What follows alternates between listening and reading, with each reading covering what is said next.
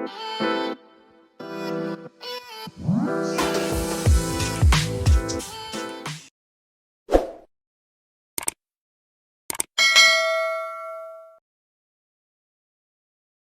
guys, we're going to talk about being better, becoming better. We're sitting here in December.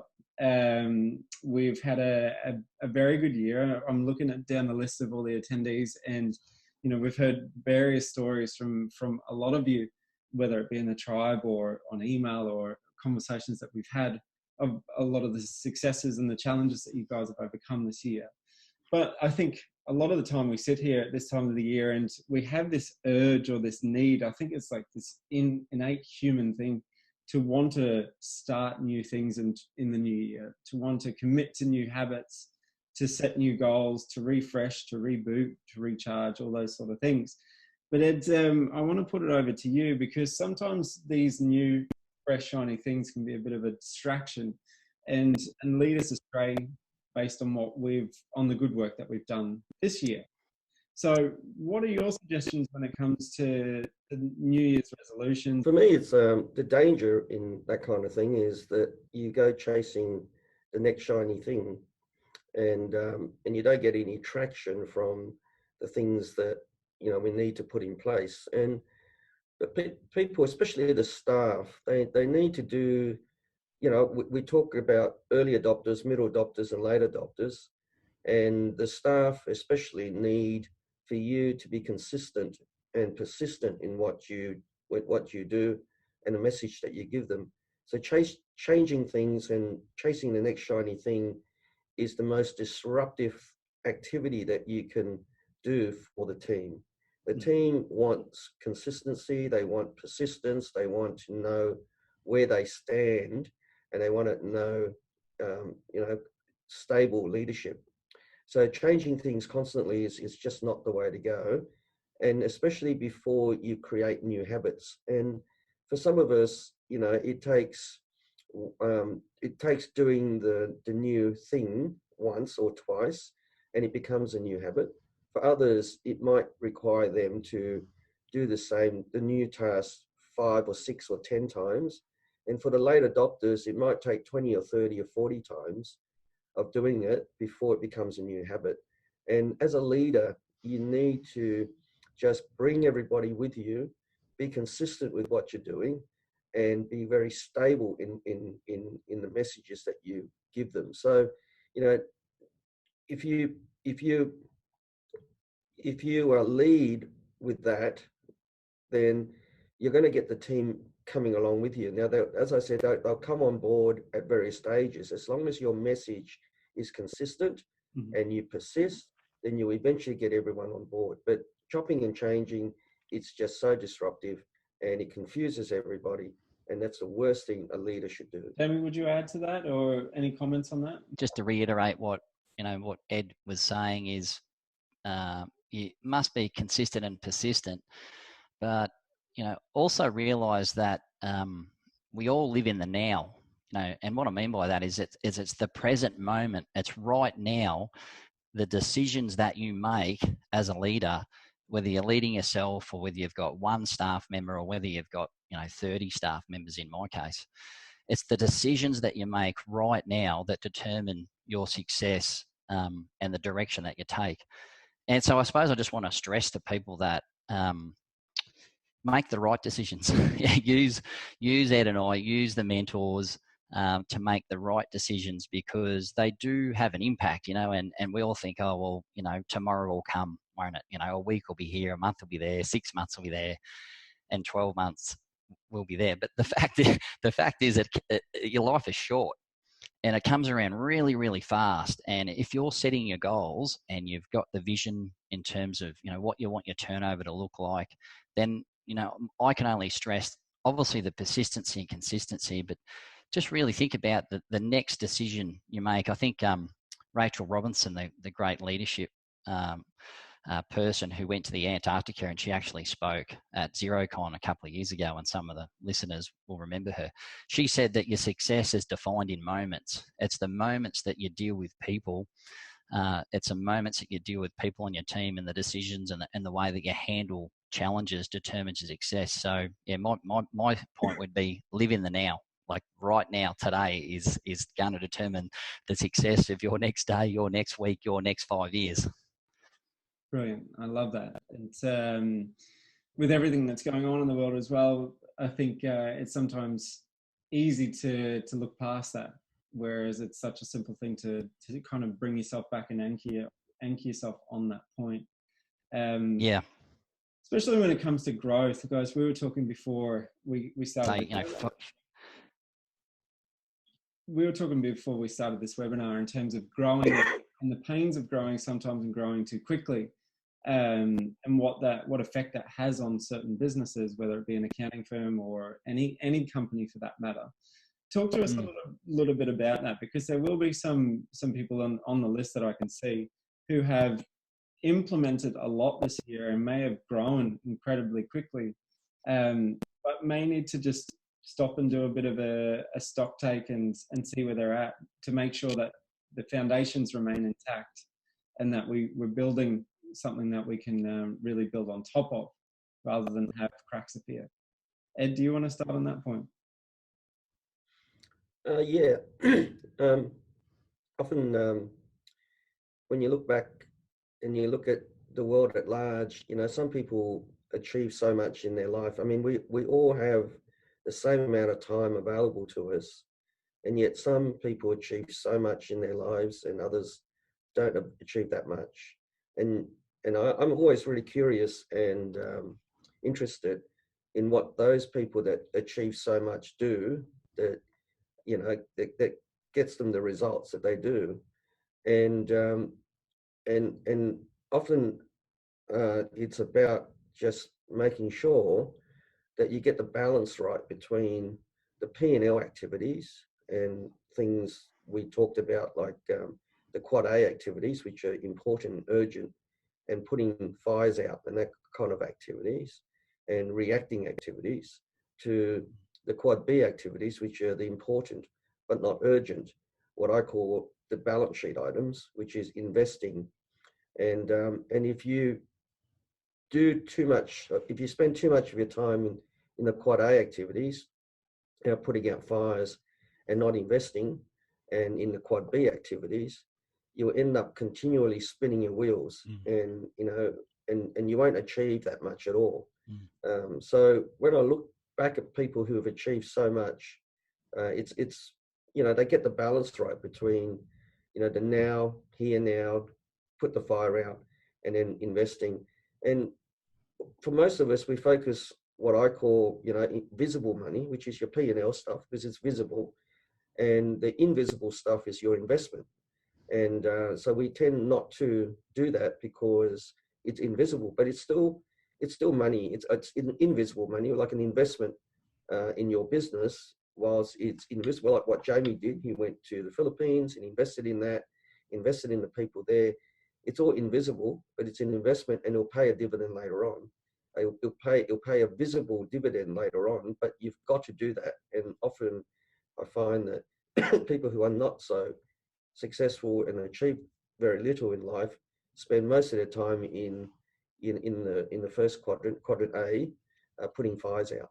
So I guess my message is to, like Jamie just said, make the right decisions about where you spend your time, because time, it goes so quickly, and before you know it, you're 60 or 65 or 70, and you don't have much to show for it.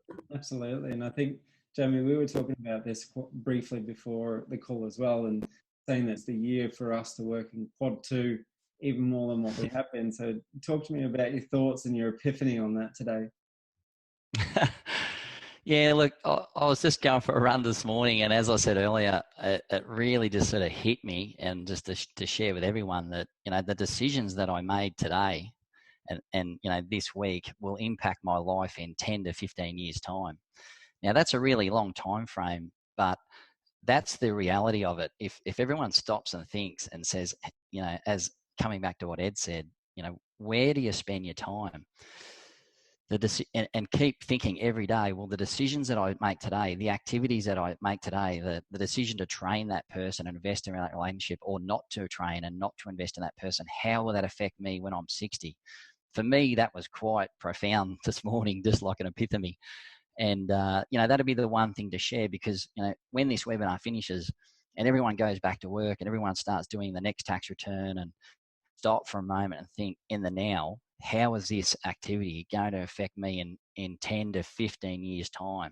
Mm-hmm. Now if I could bring back that's what leadership is. That's private victory. You get the private victory right, and then you'll get to the public victory, and that interdependence, working with other people and delegating effectively, not abdicating. And so that was my epiphany this morning, Brenton, was the fact that I just realized, even at a deeper level, that the activities I was doing today will determine my future in 10, 15 years time. And so that was, that is profound when you keep thinking like that. Yeah. Absolutely it is. As a result of that thinking can only benefit the balance sheet. So guys, I'd like to change tact a little bit and talk about some more practical tips in terms of what to be potentially focusing on at this time of the year. Jamie, you've mentioned throughout the year how important it is in this day and age, especially to focus on your staff, and in terms of performance reviews and sitting down with your staff on a more regular basis. Yep. Talk to me about this time of the year and what you guys currently do at Sky, and why you think this is so important to do on a much more regular basis, including around about now.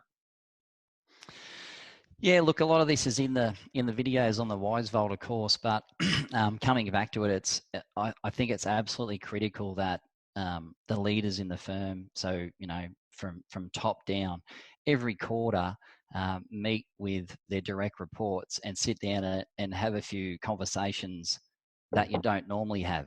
How are you going? What's the performance like? What are the KPIs showing? What's the feedback? And one of the tools that we use, and there's a lot of tools on the market to do this, but one of the tools we use is Tiny Pulse, and we have each of the team members has about 15 questions, a dozen of 15 questions, and basically what each person does is have to give a rating, and it's either above expectation, I think it's like at expectation, or below expectation. Actually uses the thumbs. And so I do that for each of my direct reports. I gauge those, and they do it for themselves. Now, what you get out of that is alignment. So if you sort of picture it, you have discussions every quarter that you don't normally have, and that they shouldn't be just left to once a year. So if ideally, whatever the question might be, and that might be, well, how's your net promoter score for your client base? Now, you should just try and focus on results. Now, is it above expectations, at expectations, or below? And if both parties agree that it's above or at, whatever it may be, that's where you've got alignment. In some situations, which are quite valid, you will not get alignment between a particular topic, but there's got to be a commitment between both parties to work out what the differences are and work towards an alignment, come to an agreement. And so that's one of the things I think that, becoming better is to move away from just doing the work, but to focus on performance, focus on results, and focus on measuring people. And then also importantly, focus on what are the solutions? How do we seek that alignment where, we're both just at expectation or both above? So it's a total move away from just, the grinding and doing the work. It's a move towards better leadership, and it's a move towards better management of the team, so that you can set the firm up so that the firm can run, I think bottom up, as Ed always says. So, yeah. Okay. And in terms of some of the questions, we've just had a question come through. Some of the questions or types of questions that you ask in those quarterly reviews, I think we've documented some of those, but would you suggest highlighting any particular areas that you guys focus on? Absolutely. If at a higher level, one of the questions is, well, take it for example, my direct reports are senior client managers. Now, out of their dozen or 15 KPIs, one of the questions is, what's their team net promoter score? So in terms of, well, out of the 5 or 3 people, whatever it is, that senior client manager, what is their score in terms of what their team are rating them at? and Tiny Pulse does that. And so one of the questions might be, well, how do we get that up? There's net promoter score for activity. Why is their productivity so high above their KPI? Another one might be, how many clients have you got on Xero or in the cloud versus not? So it's just the absolute critical point is actually stopping and having the discussion, Brent, because most of the time we get so busy that we don't actually ask these questions. It's not about the volume of discussions they have. It's about the quality of discussions you have. And that's the same with the senior client managers, having the discussions with the accountants and the bookkeepers and helping them. The whole idea is help everyone fulfill their potential and do their jobs better. Yeah, absolutely. Ed, I want to go to you and I guess go a little bit higher level and get you to be a little bit reflective in the sense of looking back over the years building Chan and Naylor, a mentoring firm. What's been a standout factor for you in becoming a better leader, both personally and professionally? Yeah, that's a good question, Brenton. It's it is about leadership, and I struggled with that all the time because there's a saying that you should work harder on yourself than on the other person, and I'll say that again: you should work harder on yourself than on the other person. And when I first heard that, I thought, what a lot of crock! It's everybody else's fault, not mine. Because I grew up in an environment where you just want to blame everybody else, and I guess it always comes down to leadership, because you can have the best systems in the world, you can have the best people around you, and then if you lead them poorly, it just all falls apart. And all right, it's a big statement about leadership. What does that mean? And if I want to try and filter it down, if you like, distill it down to one or two things, it's just, don't focus so much on your own ego and your own pride and being right as a determinant for the decisions you make. Put your feelings aside. You got to base your decisions, your leadership decisions, based on productivity and results. So, and often you might have an argument with someone and you're just so, you just argue the point because you want to be right rather than having the right outcomes.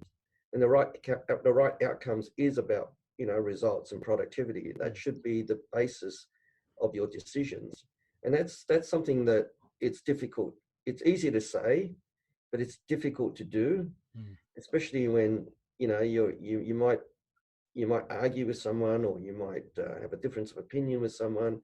Your feelings and your pride is being hurt, and your ego kicks in, and you lose complete perspective on, what is the basis upon which you should be making your decisions. And it's always got to come back to productivity and results.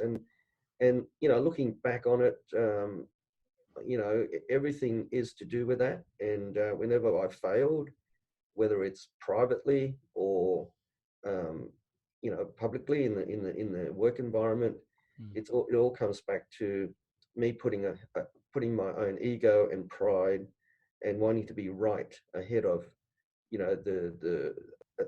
ahead of productivity, and that's always led me down the wrong path. But whenever I put productivity ahead of my pride and my ego, it's always been the right decision. And even as small as the way you speak to someone, someone upsets you or makes a mistake. But helping is, if I upset this person and they can't produce anymore, then I haven't achieved my objective as being a leader. And I've learned that when, the same grinder can work for two managers, and this person is doing the work, achieves so much more under manager A than under manager B, and it's the same person. And the productivity outcome is different because they're being managed differently. So that's always been the biggest lesson for me. Jamie, you've been on this, to follow on from Ed's a couple of points there, you've been on this intense journey of self-development, I guess over a greater part of your life, not just over the period that you've been building Sky. So from your journey and reflecting on the different things that you've done to help develop your own leadership skills, what are some of the things in terms of either practical tips or some of the lessons that you've learned that you can share with everyone from, we've got all different types of roles and people listening in on this clinic, in becoming a better leader at home, at the office, at the sports club, in general in life? Yeah, well, there's a few, only a couple of things I'd probably mention in terms of that. One is, first of all, admit that you need help. I would admit that I need help. And, I suppose we're all here in the Wize mentoring because we've admitted that we need help. And when I reached out to Ed 5-6 years ago, I was just stuck. And I had big aspirations, big dreams, and I was stuck. So the first point would be admit that you need help, drop the ego, and, find a good mentor. Maybe the second one's find a good mentor. And I found that guy below. So, and then the next point from that, really move on, is trust the process. Just trust the process, because Ed's done it. Ed's he's got more wisdom than us. He's been through the highs and lows of building his firm, and and so we're all here because we've found someone that we can emulate in some shape or form. So my advice would be trust the process and build on the rhythm and the routine. So whether it's your home life, whether it's going to the gym, whether it's catching up with your partner once a week to discuss things, whether it's the same with your business, is trust the process in terms of just the rhythm and the routine. But I've always found that if I drop the rhythm and drop the routine of the daily huddle or the weekly meeting, and then even the monthly board meeting, as soon as I've dropped those rhythm and routine, the system starts to fall apart. It's that quality of the conversations, not the volume of the conversations, but the quality of the conversations that hold all the glue together in terms of the longer term vision and the plan that you've got. So that would be probably the main things, Brenton. But I come back to trust the process. So whether it's the no bypass policy, it just works.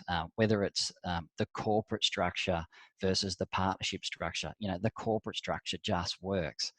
And as soon as you, even these days, I'm starting to call Sky accountants the Sky Lab, because even in the Sky Lab, whenever we don't see that working, we know that we've dropped the ball. And, I'll say to the guys, well, we just need to follow the process, because, if you can picture your own firm here and now as an aeroplane, and Ed said this to me many times over the last 5 years, it's going along on autopilot. The aeroplane's going along on autopilot, and then it just drifts off a bit. It always just drifts off, and the pilot has to grab the wheel and get it back on course.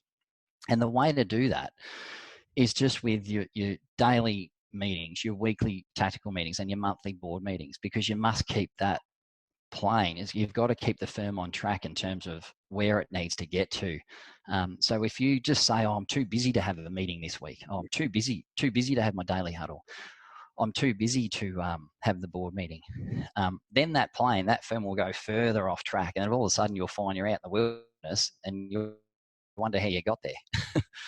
So, to me, those type of things are absolutely critical for for the firms, the members going forward, and build that rhythm and the routine, and trust the process. And the corporate structure, the no bypass policy, the whole lot, it just works. And admit that you're going to make mistakes. Everyone will make mistakes. I've made more mistakes than anyone, I think, I always say. But I always come back to following what Ed has taught me, and just trust the process and get rid of emotion. I think it's just undoing the old habits, undoing the last 20 years of habits that were instilled in me from one way or another, and then learning the new habits. And it might take you 1, 2, 3, up to 6 times to learn that new habit. But as soon as you learn it and it's burnt into your brain, then you can move forward. Then you're that better person. Then you'll make a better decision to go to the next step, and then the next step, and then the next step. but build on that foundation that the Wize Vault has in the early stages around, building the teams, building the corporate structure, building the communication pathways is critical. So absolutely, and I think that's an important one to recap on is, a lot of people will be at various different stages throughout their growth journey, and there's no one singular answer for what you should be doing to become better, other than the fact of staying the course and sticking to the process, trusting in the process. I think that is just spot on. I think that's the message we all need to take away from this, because the answers in front of us, we've bottled the answers up, we've bottled the blueprint up. It's just trusting in the process and doing it once and then going back over it and learning a different layer and adding the next layer to it. So I think that's fantastic. And the only thing I'd say is, focus on improvement, not perfection, guys. If you're going to focus on perfection, you'll never get anywhere. So I talk about, you'll make mistakes, but you'll make mistakes and you'll learn from them. And everyone will learn. So, my final point would be focus on improvement. Just do it. Just get in and do it. Follow the process that we got there, but don't focus on perfection, because you'll get paralysis by analysis otherwise. Thank you so much for sharing, guys.